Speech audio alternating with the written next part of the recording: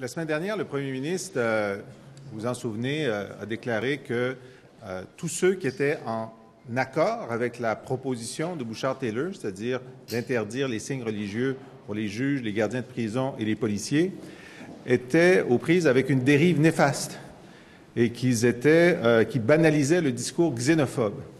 Et ensuite, il a dit « Je suis sûr que la majorité des Québécois sont d'accord avec moi ». Ça nous a beaucoup surpris au Parti québécois parce que ce n'est pas ce qu'on entend sur le terrain. Alors, on s'est dit, on va aller vérifier. Et donc, au cours des derniers jours, on a sondé 750 Québécois avec la firme Repère Communication pour demander, est-ce que le premier ministre a raison de penser que vous êtes tous en accord avec lui et pas en accord avec la proposition de Bouchard-Taylor? Et on se rend compte que le niveau de déconnexion du premier ministre est quand même considérable. Près des 2/3 des Québécois sont d'accord avec la proposition sur les signes religieux pour les personnes en autorité de coercition. Mais ce qui est encore plus intéressant, c'est que la majorité des électeurs libéraux, la base politique du premier ministre, de ses ministres, de ses députés, à la majorité disent « Nous, on pense que la recommandation de Bouchard-Taylor, c'est une bonne recommandation ».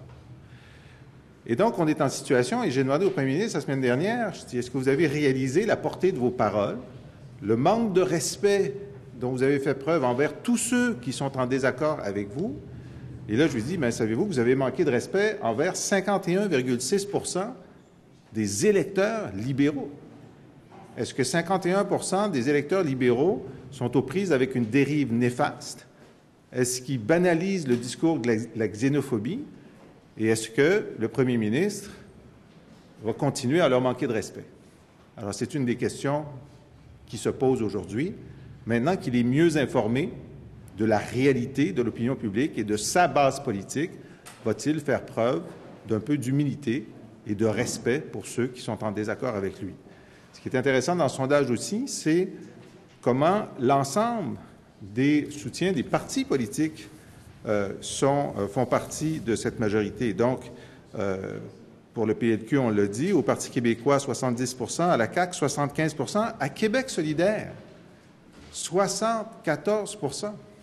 74 % des électeurs de Québec solidaire qui sont d'accord avec ça, donc ne pensent pas que c'est un dossier sans importance. Au contraire, ils ont une position extrêmement tranchée. Et il y a des mythes qui sont un peu propagés par les opposants sur des différences régionales ou sur les âges. Et le sondage fait éclater ces mythes. Je vais demander à Agnès de vous en parler. Agnès? Merci. Alors, semble-t-il que dans ce dossier, il n'y a qu'un seul Québec. Si vous regardez les régions du Québec, Montréal, Québec et autres régions, ça se situe autour de 63, 61, 64 %. C'est statistiquement à peu près la même chose, le même état de figure partout sur le territoire québécois, la même compréhension de l'enjeu, la même opinion.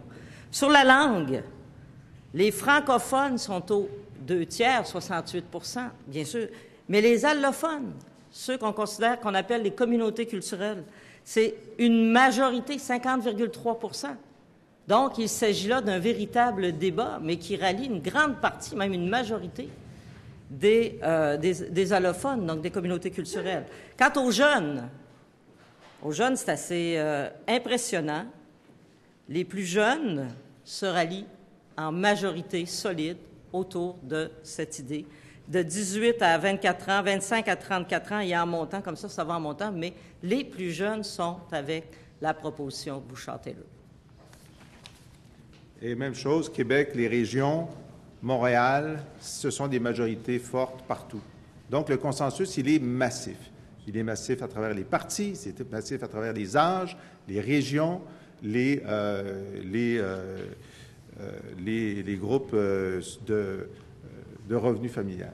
Alors ça, c'est important. Alors là-dessus, c'est ce qu'on voulait vous communiquer aujourd'hui. Maintenant, les libéraux sont mieux informés. J'espère qu'ils vont se gouverner en conséquence.